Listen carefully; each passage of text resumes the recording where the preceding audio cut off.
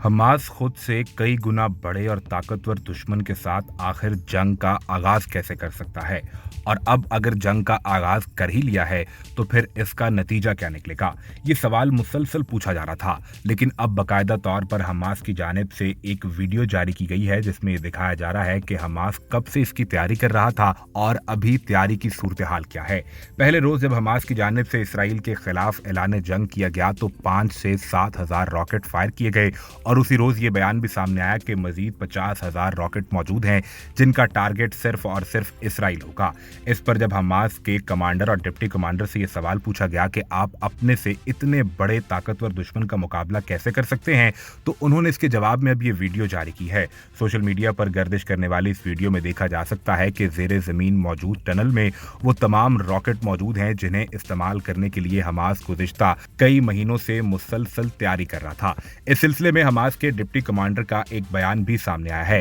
वो ये कहते हैं कि हम गुज़िश्ता कई महीनों से मुसलसल इस अटैक की तैयारी कर रहे थे। हमारा सबसे बड़ा टारगेट ये नहीं था कि हमने इसराइल पर अटैक करना है, बल्कि सबसे बड़ा टारगेट ये था कि कानो कान भी इसराइल को इसकी खबर ना हो सके, और हम इसमें कामयाब रहे हैं। इसराइल पर जब अटैक किया गया तो इनके पास बेहतरीन डिफेंस सिस्टम आयरन डोम मौजूद था। इस हवाले से जब हमास के डिप्टी कमांडर से पूछा गया तो उन्होंने कहा कि हमने ये प्लान कर रखा था कि दुश्मन पर हमला उस वक्त किया जाएगा जब वो छुट्टियों में मसरूफ होंगे, लिहाजा हमने अपने प्लान के मुताबिक उस वक्त हमला किया और अब इसराइल हमें वापस अटैक नहीं कर सकता। ज़मीनी अटैक की बात की जाए तो इस वक्त इसराइल मजबूर इसलिए है क्योंकि हमास ने इसराइली फौजियों को गिरफ्तार करके बतौर ह्यूमन शील्ड इस्तेमाल करना शुरू कर दिया है, और साथ ही साथ उन्होंने अपने जारी करदा वीडियो पैगाम में ये कहा कि अगर इसराइल ने गजा पर बमबारी ना रोकी तो एक एक करके इनके फौजियों को हलाक करना शुरू कर दिया जाएगा और अगली बार रॉकेट के साथ इनके फौजियों को निशाना बनाया जाएगा। दूसरी जानिब शुमाली किनारे पर लेबनान की हिमायत याफ्ता हिजबुल्लाह की तंजीब भी मुसलसल इसराइल पर अटैक कर रही है।